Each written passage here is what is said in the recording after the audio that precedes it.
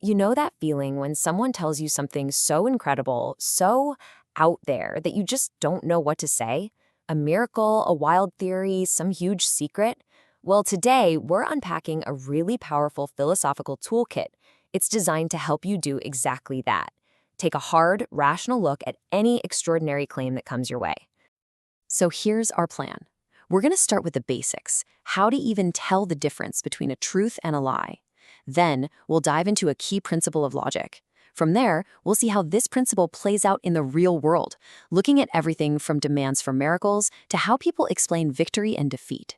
And finally, we'll get into the dangerous trap of an unfalsifiable claim and figure out what reason really demands from all of us. All right, let's jump right in. At the end of the day, everything, and I mean everything, whether it's science or history or just our daily lives, it all boils down to one simple, crucial thing: knowing where the line is between what's true and what's not. If you lose that line, everything just falls apart. But that simple idea immediately creates a huge problem, doesn't it? Imagine someone comes to you with an absolutely mind-blowing claim. A miracle happened. They have a secret revelation, something that changes everything. Thing is, you weren't there. You can't see the proof with your own eyes. So, what do you do? Where do you even begin to test something like that? And this slide just nails the dilemma perfectly. Think about it. You've got two people making the exact same extraordinary claim. One of them is telling the 100% truth. The other, a complete fraud. But when you press them for actual proof, they give you the very same excuses. The same reasons why the evidence isn't available or why you just need to have faith. If their defenses are identical, how on earth can you tell them apart?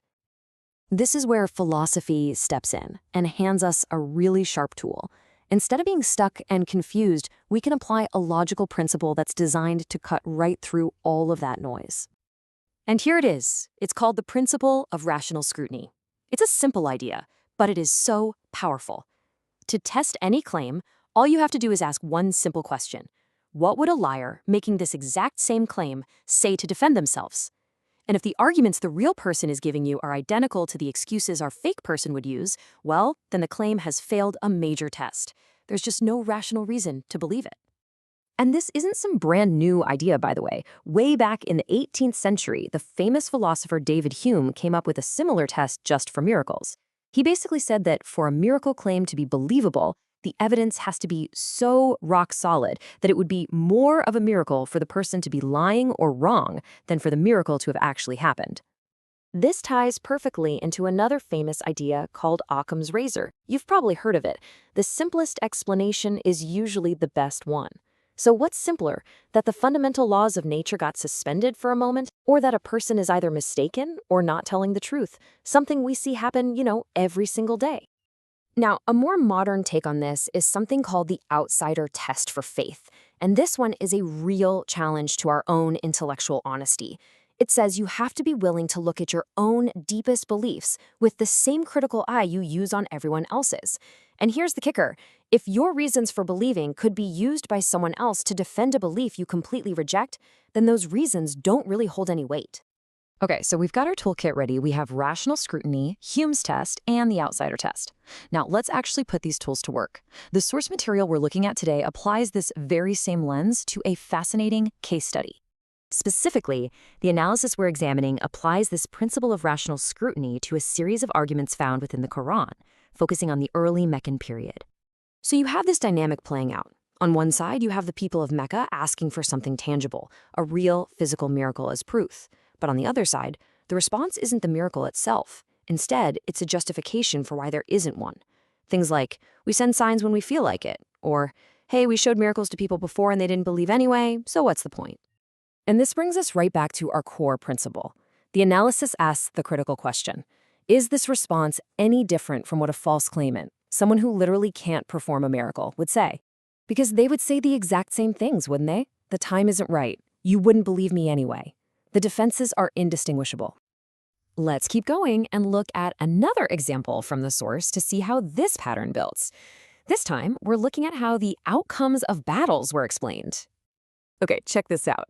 This slide lays it out so clearly. The analysis points to two key battles. In the Battle of Badr, a huge, unexpected victory is chalked up to direct divine help, 1,000 angels coming down to fight. But then, just a year later, at the Battle of Uhud, a terrible defeat gets blamed entirely on human error, soldiers who disobeyed orders. So, this is where the analysis points out a huge logical problem. If divine intervention was the reason for the win, why wasn't a lack of divine intervention mentioned as a reason for the loss? If human error is the only reason for failure, why isn't human skill the only reason for success? It seems like a different standard is being applied to wins and losses. According to the analysis we're examining, this kind of reasoning creates a very specific kind of logical trap, something philosophers are always on the lookout for. It's called an unfalsifiable claim. Basically, it's a claim that's built to be bulletproof. It's set up in a way that no matter what evidence you bring, it can never be disproven. But, and this is the big catch, if a claim can never be proven false, it also means it can never be proven true. It exists outside the world of evidence entirely. And you can see exactly how it's built right here. It's a simple recipe. Step 1, something good happens, and an unseen helper gets all the credit. Step 2, something bad happens, and human error gets all the blame. And what's the result? The unseen helper can never, ever look bad or ineffective. And boom, that's your conclusion. The claim about the helper's power becomes a perfect, closed, unfalsifiable loop.